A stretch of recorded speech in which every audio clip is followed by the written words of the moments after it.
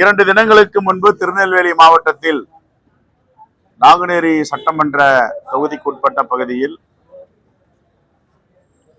ஒரு கொடூரமான தாக்குதல் சமூக விரோதிகளால் இயற்றப்பட்டிருக்கிறது.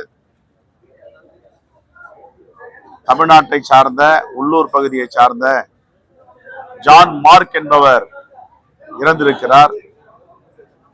ஒரிசா மாநிலத்தை சார்ந்த கட்டாரி என்பவர் இறந்திருக்கிறார். 2 பேர் மருத்துவமனையில உள்நோயாளியாக சிகிச்சை அளித்து வருகிறது. இது உண்மையிலேயே வருத்தப்பட வேண்டிய விஷயம். இப்படியெல்லாம் தமிழ்நாடு ஒரு அமைதியான மாநிலம் என்று ஒன்றிய அரசால் சான்றிதழ் வழங்கப்படுகிறது. பெண்கள் தமிழ்நாட்டில் மட்டும்தான் அமைதியாக வாழ முடியும் என்று பாஜக அரசு சொல்லுகிறது. ஆனால் இப்படிப்பட்ட ஒரு சில சமூக விரோதிகள் இப்படிப்பட்ட செயலில் திட்டமிட்டு ஈடுபடுவதால் இந்த தமிழ்நாட்டிற்கே ஒரு மிகப்பெரிய சங்கடத்தை ஏற்படுத்துகிறார்கள். ஒரு நல்லாட்சி நடந்து கொண்டிருக்கின்ற வேளையில் இப்படிப்பட்ட சமூக விரோதிகளை இரும்பு கரம் கொண்டு அடக்க வேண்டும், ஒடுக்க வேண்டும். இதுதான் எங்களுடைய கோரிக்கை. ஏற்கனவே சொல்லி இருக்கிறோம். ஜான் மார்க் அந்த மனைவி பேச முடியாதவர், காது கேட்க முடியாதவர், கண்ணகி 41 வயதாகிறது. அவருக்கு அரசு வேலை வழங்க வேண்டும். அந்த வாழ்க்கையில் மாண்பு முதலமைச்சர் ஒளியேற்றுவார் என்ற நம்பிக்கை இருக்கிறது. கோரிக்கையை நேரடியாக பேசி மாண்பு முதலமைச்சரிடம் இதை பற்றி பேச இருக்கிறோம். கட்டாரி என்பவர் ஒரிசா மாநிலத்தை சேர்ந்தவர். அவருடைய விவரங்களை தேடிக்கொண்டிருக்கிறோம். ஒரிசா மாநில காங்கிரஸ் தலைவருடன் பேசியிருக்கிறோம். அவர்களுக்கும் உதவி செய்வதற்கு நாங்கள் தகுந்த நடவடிக்கையும் ஏற்பாடும் செய்து வருகிறோம்.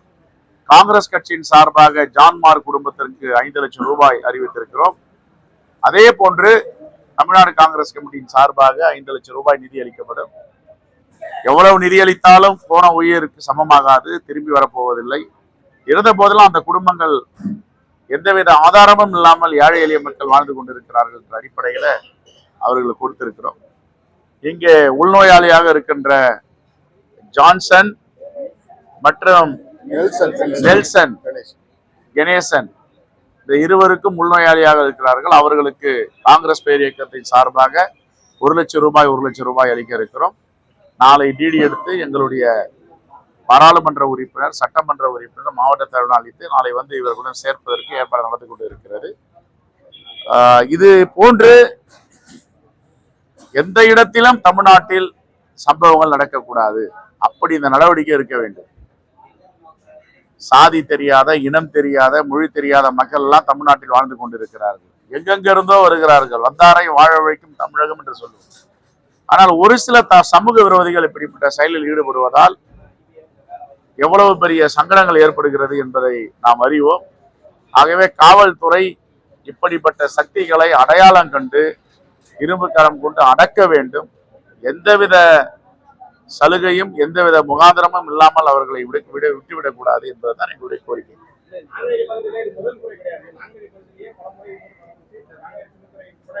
தொடர்ந்து நடப்பது வருத்தம் அளிக்கிறது. காவல்துறை இப்படிப்பட்ட சக்திகளை அடையாளம் காண வேண்டும்.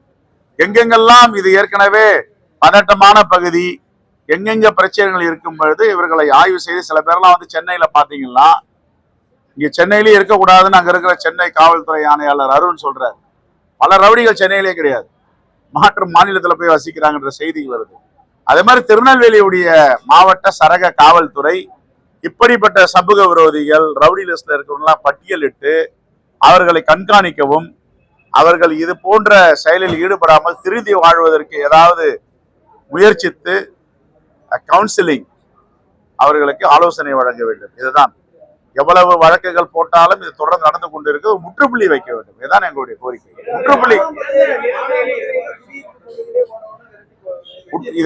முற்றுப்புள்ளி வைப்பதற்கு என்னென்ன நடவடிக்கை எடுக்க வேண்டும்? இப்ப பாத்தீங்கன்னா எல்லாமே வந்து சயின்டிபிக் இன்வெஸ்டிகேஷன் நம்ம சொல்றோம். ஹியூமன் ரைட்ஸ்ல இருந்து எல்லாமே என்ன சயின்டிபிக் இன்வெஸ்டிகேஷன் இருந்தாலும் இன்னைக்கு ஸ்காட்லாந்துல போய் நம்முடைய காவல்துறை பயிற்சி எடுத்துட்டு வராங்க. பல நாடுகள்ல போய் பயிற்சி எடுத்துட்டு வராங்க. அந்த நாடுகள்லாம் வந்து எப்படி கையாளுறாங்க, அங்க குற்றங்கள் நடக்குதா, மக்கள் தொகையும் இங்கு அதிகரிப்பு, மக்கள் தொகை அதிகம், கோடிக்கணக்கான மக்கள் வசிக்கிறார்கள். இருந்த போதிலும் இதுக்கு மாற்று என்ன என்பதை நாம் கண்டுபிடிக்க வேண்டும். இந்த ஆட்சியில இப்படிப்பட்டவர்கள் ஆயுதங்களை தூக்கினால் என்ன நடவடிக்கை பாயும் என்பதையும் நாம் இந்த இடத்தில் சொல்ல கடமைப்பட்டிருக்கிறோம். அதற்கான நடவடிக்கை எடுக்க வேண்டும். யாரும் இனி வரும் காலங்களில் ஆயுதங்களை எடுக்கக்கூடாது, அப்பாவி மக்களை தாக்கக்கூடாது. மாண்பு முதலமைச்சரை சந்தித்து நாங்கள் பேசவிருக்கிறோம். எஸ் எஸ் கண்டிச்சிருக்கோம், நேற்று கண்டிச்சிருக்கோம். இதுல யாராவது அரசியல் பின்புலம் இருந்தா அரசியல்வாதிகள் அம்பலப்பட்டு போயிடுவாங்க. இது எதுக்கு பின்புலம்? இது ஒரு சமூக விரோதியை போய் எதுக்காக நம்ம வந்து ஆதரிக்கணும்? இல்ல அது மாதிரி ஏதாவது அரசியல் பின்புலம் இருந்தா மாண்பு முதலமைச்சர் தூக்கி எறிய வராது, யாரா இருந்தாலும் சரி. அதெல்லாம் நம்பிக்கை இருக்கு. அது யார் தவறு செஞ்சிருந்தாலும் சாதிய ரீதியாக மத ரீதியாக காரணம் ஈடுபட்டிருந்தா தயவு தட்சணை இல்லாமல் தூக்கி எறிவார். அதுல மாற்று கருத்தே கிடையாது. கடந்த 60 நாள்ல தென் மாவட்டங்கள்ல திருநெல்வேலி, தூத்துக்குடி, தென்காசியில 30 கொலைகள் நடந்திருக்கு. பல்வேறு காரணங்கள் இருந்தாலும் தொடர்ந்து இந்த பகுதி தென் மாவட்டங்கள்னாலே ஒரு பதட்டத்திலே இருக்குது. காங்கிரஸ் தலைவரா நீங்க முதல்வர் இல்ல வெளிநாடுகள்ல நம்ம மக்கள்லாம் போய் படிக்கிறாங்க, கற்றறிவு பெற்ற மாநிலமா இருக்கு. இன்னும் நம்ம மூதாதையர் காலத்துல 50 ஆண்டுகளுக்கு முன்பு பகைமை இருந்தது, காழ்ப்புணர்வு இருந்தது, ஏற்றத்தாழ்வு இருந்ததுன்னா இது அழிவோ தரம் தாழ்ந்து போவதோ வேறு யாரும் கிடையாது.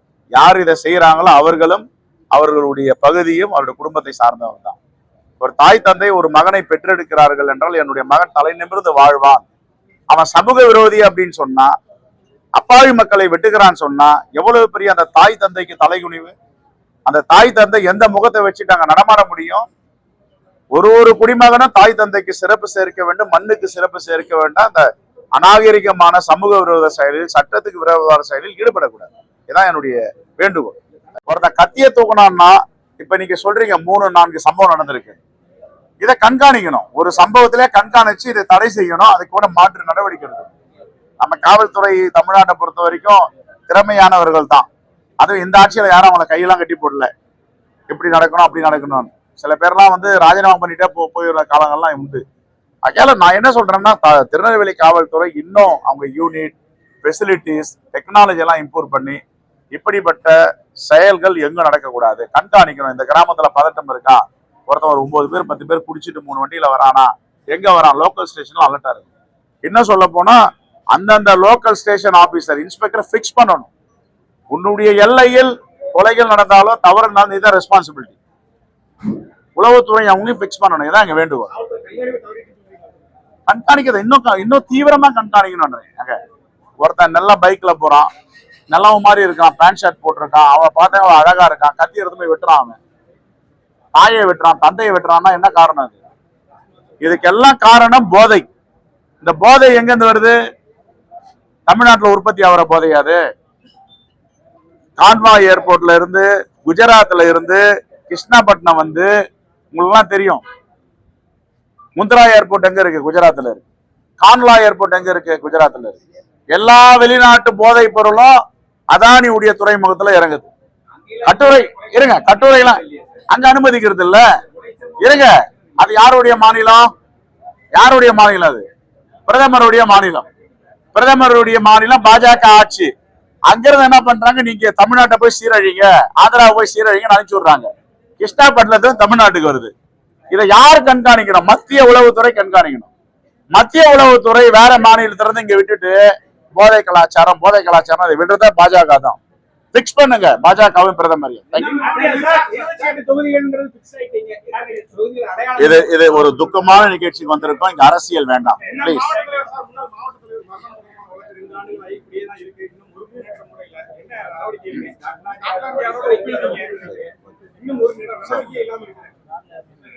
இதை சரியா தவறான்றது உங்களுக்கு தெரியும்.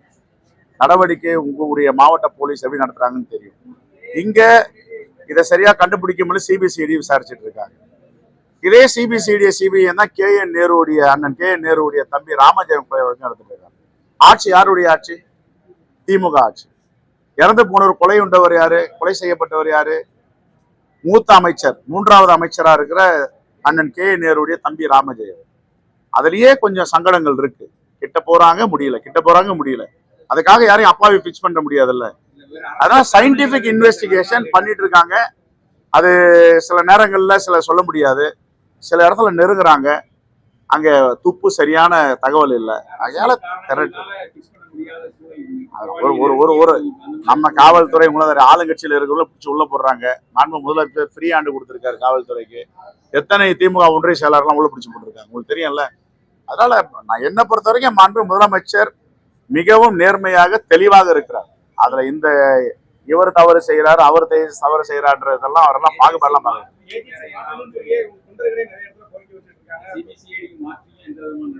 சரி, நாங்க இப்போ காவல்துறை தலைவரிடம் பார்த்துட்டு இது என்ன நிலை என்று நீங்க சொல்றீங்க. எங்களுக்கு அந்த ஆதங்கம் இருக்கு. முடிஞ்சால் நாங்க இந்த வழக்கை இப்ப என்ன பிரச்சனைன்னா சிபிஐக்கு கொண்டு போலாம். சிபிஐல என்ன பண்றாங்க? இப்ப கரூர் சம்பவம் சிபிஐ கொண்டு போனாங்க. என்ன நடந்தது சொல்லுங்க? என்ன நடந்தது? என்ன நடந்தது சொல்லுங்க? என்ன அரசியல் இருக்காது பின்னாடி? கிடப்புல இருந்தா பரவாயில்ல, நீ இத சொல்றத செய்யலன்னா அது வேற மாதிரி நாங்க நடத்துவோம்ன்றாங்க. எத்தனை சிபிஐ வழக்குகள்லாம் எந்த நிலையில இருக்குன்னு தெரியும். அதனால நம்ம காவல்துறை அதிகாரி மேல் நம்பிக்கை இருக்கு. பாகுபாடு இருக்கு, உங்க மாவட்ட தலைவரை விசாரிக்கல அப்படி சொன்னா அதுக்கு ஒரு எடுத்துக்காட்டு முன்னுதாரணம் அண்ணன் ராமஜெயனுடைய கொலை வழக்கு. அதுவே எத்தனை 10 வருஷம் ஆகி போச்சு. துப்பு கிடைக்கிறது கெட்டு போறாங்க இல்ல. அதுக்காக நீங்க ஜெயக்குமாருக்கு ஒரு நீதி, எங்க மாவட்ட தலைவர் மூத்த அமைச்சர் 3வது இடத்துல இருக்கிற அண்ணன் கே நேருடைய தம்பி ராமஜெயத்து ஒரு நீதினு சொல்ல முடியாது. சமமான பார்வையில் விசாரிக்கிறாங்க. உண்மையான குற்றவாளியை பிக்ஸ் பண்ணணும். பேசிட்டு இருக்காங்க.